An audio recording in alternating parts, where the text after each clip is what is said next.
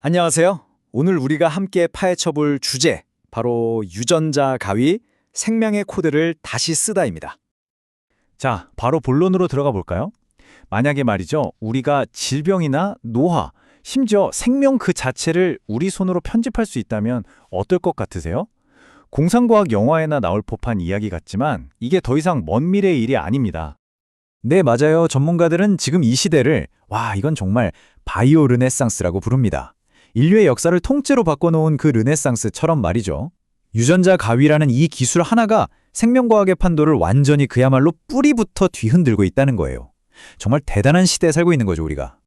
그럼 도대체 이 거대한 혁명의 심장에 있는 유전자 가위가 뭔지 그 핵심부터 한번 차근차근 들여다보겠습니다.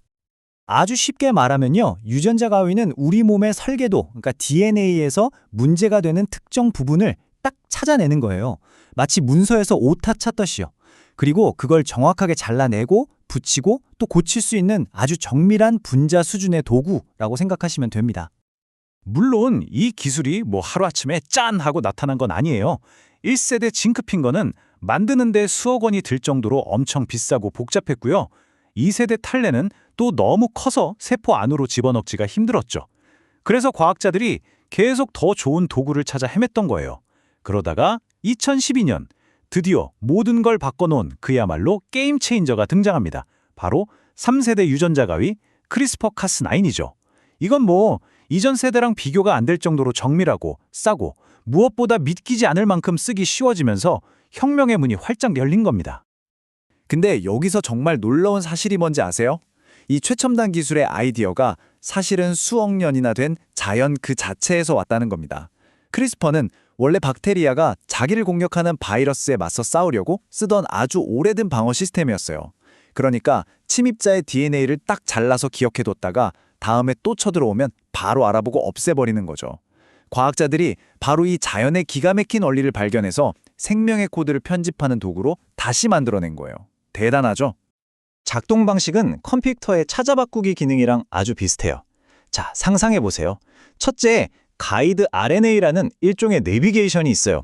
이게 30억 개나 되는 DNA 글자들 중에서 우리가 딱 바꾸고 싶은 그 목표 지점을 정확하게 찾아내요. 그럼 둘째, 카스9이라는 단백질 가위가 거기에 도착해서 DNA 이중나선을 싹둑 잘라버립니다. 그러면 우리 몸 세포 안에 원래 있던 자연적인 복구 시스템이 이거 고쳐야겠다 하고 작동하는데요. 바로 이때 과학자들이 미리 넣어둔 정상 DNA 조각을 보고 그대로 완벽하게 고치는 거죠. 정말 정교하지 않나요?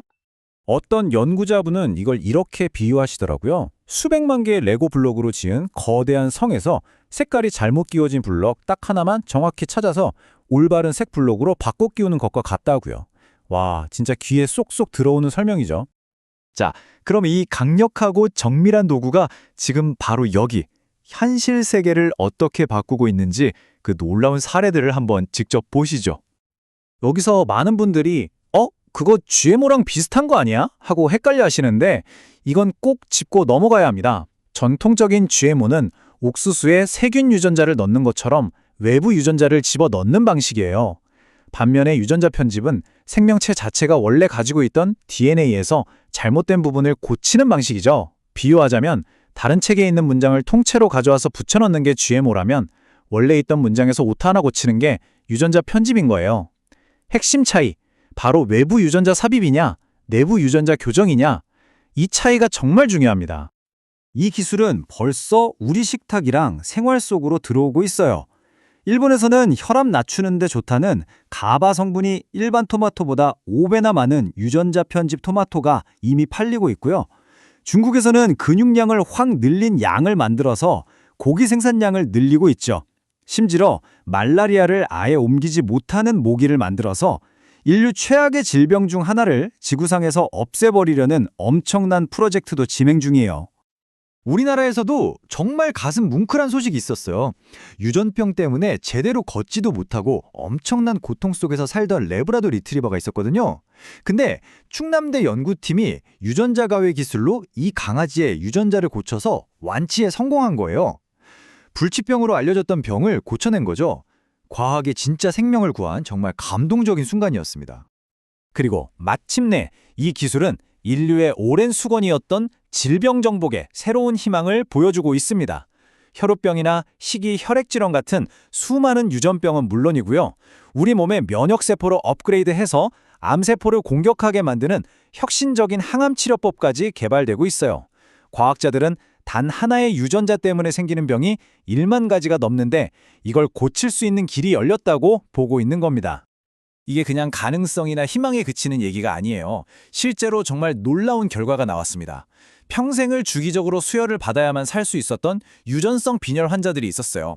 이분들 44명을 대상으로 임상시험을 했는데 단 한 번의 유전자 가위 치료만으로 무려 42명이 더 이상 수혈이 필요 없을 만큼 건강해졌습니다. 이건 그냥 증상을 좀 낫게 한 수준이 아니에요. 한 사람의 인생을 그 뿌리부터 바꿔놓은 겁니다. 하지만 이렇게 신의 영역에 가까운 강력한 힘은 당연히 무거운 책임과 어려운 질문들을 가져옵니다. 지금부터는 이 기술이 가진 빛의 뒷면, 아주 복잡하고 날카로운 윤리적 딜레마에 대해 이야기해 보겠습니다.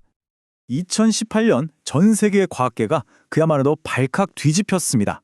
중국의 한 과학자가 에이즈에 걸리지 않도록 유전자를 편집한 쌍둥이 아기를 탄생시켰다고 폭탄 선언을 한 거죠. 인류가 암묵적으로 넘어선 안 된다고 생각했던 그 선을 넘어버린 이 사건은 전 세계적인 분노를 일으키면서 윤리 논쟁에 불을 붙였습니다. 전문가들이 가장 무서워하는 건 바로 예측 불가능성이에요. 우리가 좋은 뜻으로 유전자 하나를 딱 고쳤는데 이게 나비 효과처럼 다른 유전자에 어떤 영향을 줄지 아무도 모른다는 거죠. 수십 년이 지난 뒤에 그 아이에게 암이나 또 다른 끔찍한 병을 일으킬 수도 있고요. 그 누구도 결과를 100% 장담할 수 없는 아주 위험한 도박인 셈입니다. 여기서 우리가 반드시 구별해야 할 두 가지 개념이 있습니다. 자, 조금만 집중해 주세요. 바로 체세포 편집과 생식세포 편집이에요. 먼저 체세포 편집은요, 환자 개인의 혈액세포나 피부세포처럼 몸을 이루는 세포를 치료하는 거예요. 그 효과는 오직 치료받은 그 사람한테만 나타나죠. 이건 현재 대부분의 과학자들이 동의하고 임상시험에서도 쓰고 있는 방향입니다. 하지만 생식세포 편집은 얘기가 완전히 달라요. 이건 수정란, 즉 배아나 정자, 난자 자체를 건드리는 건데요. 여기서 바뀐 건 그 아이뿐만 아니라 그 아이의 자식, 또 그 자식의 자식에게까지, 네, 맞아요, 영원히 유전됩니다. 이건 한 개인을 넘어서 인류 전체의 유전자 풀을 바꾸는 행위이기 때문에 대부분의 나라에서 아주 엄격하게 금지하고 있는 겁니다. 그렇다면 우리는 이제 어디로 가야 할까요? 인류가 스스로의 진화를 설계할 힘을 갖게 된 지금, 우리가 마주한 미래의 갈림길에 대해 생각해 보겠습니다. 윤리적인 논쟁이 이렇게 뜨거운데도 이 기술을 둘러싼 경제적인 움직임은 이미 멈출 수가 없는 수준이에요. 2028년에는 관련 시장 규모가 62억 달러, 우리 돈으로 무려 8조 원이 넘어갈 거라고 합니다. 이 엄청난 돈의 흐름이 기술 발전을 더 빠르게 만들겠죠. 진짜 문제는요, 우리의 기술 발전 속도를 사회적인 합의나 법이 전혀 따라가지 못하고 있다는 거예요. 유전자 편집 식품에 대해서 어떤 나라는 괜찮다고 하고 어떤 나라는 절대 안 된다고 하고, 이렇게 나라마다 규제가 다 제각각입니다. 통일된 기준이나 원칙이 없으면 엄청난 혼란이 생길 수밖에 없겠죠. 이게 바로 우리가 마주한 현실입니다. 어떤 과학자 한 분이 이런 깊은 경고를 남겼어요. 생명체가 수십억 년 동안 살아남을 수 있었던 가장 큰 힘은 바로 다양성에서 나오는데, 만약 우리가 인위적으로 소위 좋은 유전자만 남기고 유전적 다양성을 없애버리면 어떻게 될까요? 미래에 나타날 어떤 새로운 바이러스 하나에 인류 전체가 아무런 저항도 못하고 멸종해버릴 수도 있다는 겁니다. 정말 깊이 생각해봐야 할 이야기죠. 결국 우리는 인류 역사상 처음으로 우리 스스로의 진화를 설계할 힘을 손에 넣었습니다. 이제 질문은 이 기술이 가능할까가 아니에요. 그건 이미 현실이 됐으니까요. 우리가 진짜 답해야 할 질문은 바로 이겁니다. 이 엄청난 힘을 어떻게 써야 할지, 그 기준과 방향을 과연 누가, 어떤 방식으로 결정해야 하는가? 이 질문에 대한 답은 저나 어떤 특정 과학자가 아니라 바로 우리 모두가 함께 찾아가야 할 숙제일 겁니다.